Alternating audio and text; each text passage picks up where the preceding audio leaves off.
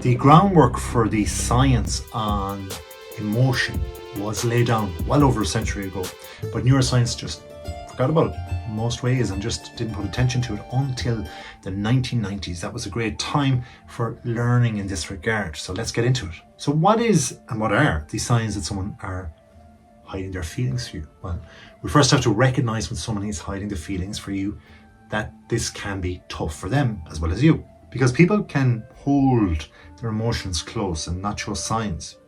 But if we look into it deeply, there are little signs. Because if they're having a way with you which is a little bit more unusual, in other words, they're behaving that's not quite like them. Let's think about it for a second. If you know them in the first place, you've met them before and they're different the second time, you feel something's a little bit off, something's a little bit different, then you can just begin to open the door of questioning.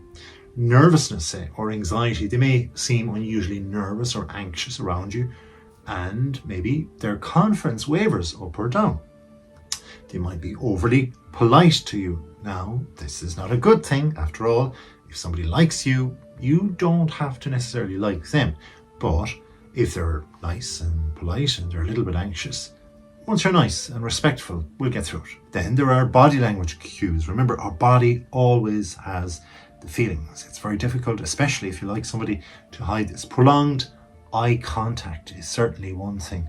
They just can't keep their eyes off you, as the song says, because they might frequently say look away when they catch your gaze or you check them out or something like that, but they will then stare at you for a couple of seconds. It's the human need to see that person and not get their eyes averted from that because they're attracted to you.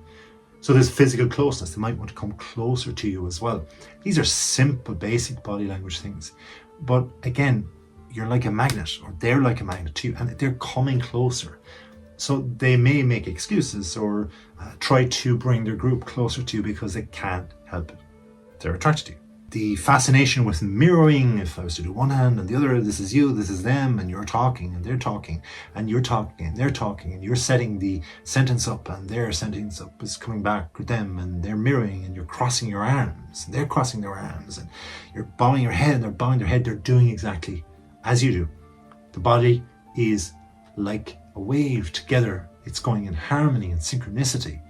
And this is interesting because they're just letting go and getting into your groove. Their gestures and their movements are similar to yours. Then there's attention and interest, like intense listening. They pay close, perhaps, attention to what you say, remembering small details about the conversation, being able to recall it later down the line. They may have frequent communication. Let's say they can't sit down beside you, but you thought maybe they were trying to bring that chair close by, but somebody else does. The conversation, the group, whatever, may be a little bit longer. It could be a meeting, it could be something very tense, but they try to budge towards you, or they try to keep asking you the questions. Your opinion matters. They see a reason for you and other things such as curiosity too. They're curious as to why didn't he answer the question? Why was she not asked? And could we get everybody's opinion and looking at you? Using all these types of techniques, essentially desperation to get into your realm.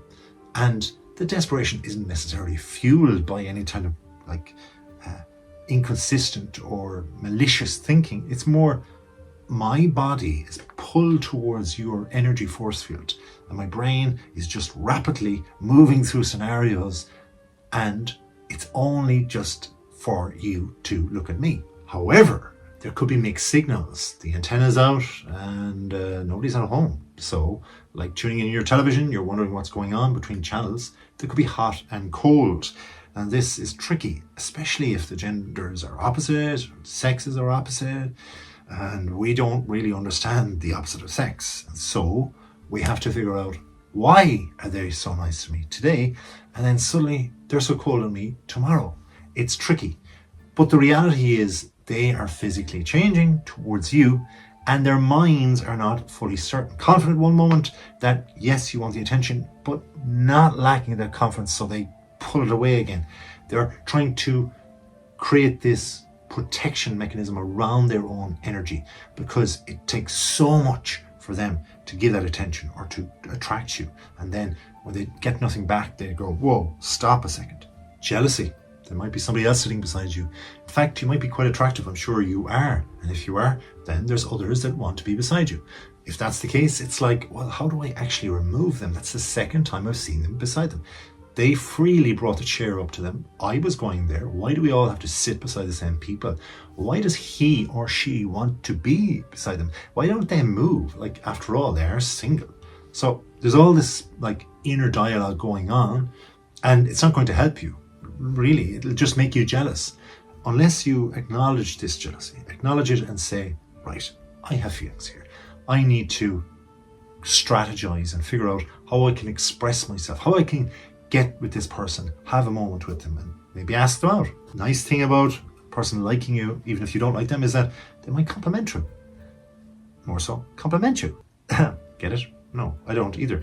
Because if you don't have somebody liking you, well, then you're not going to get it. But if you do, compliments are always nice. Even if you're the one who's like with somebody else. But hey, look, if somebody likes my shirt, likes the way I smile, likes the way I think, whatever, it's a very nice thing. But even if it's more subtle than that, then that person is giving and they're saying, whoa, I like you. But you're not fully sure yet because it's so subtle that they're going, yeah, I've seen that shirt before, but not on a person like you. It's like, well, are they complimenting me or are they not? Well, you know what? They're probably testing because they're not sure yet because you're not giving them full attention either. Now, they might support comments of what you're saying. They might go, yeah, that's a good idea. Oh, I think I heard something like that before. We should use that or try that. If there's consistency in this, it's certainly a sign that perhaps it's a deeper conversation needed with this person because they like what I do and think. So let's at least be friends. If they're going out of the way for you, like acts of service or thoughtful gestures, pushing the chair in behind your behind or making you a cup of tea or coffee, prioritizing your needs. They might say, make sure that you prefer a certain thing, sitting down in a certain place, or that you are near the sunlight because it'll be on your back and you're not near the door, there's no draft. They're prioritizing your needs over others very subtly. Their behavior around others might be different. And you may have noticed them behaving in a certain way before, but maybe it's to the same kind of sex as you, and they're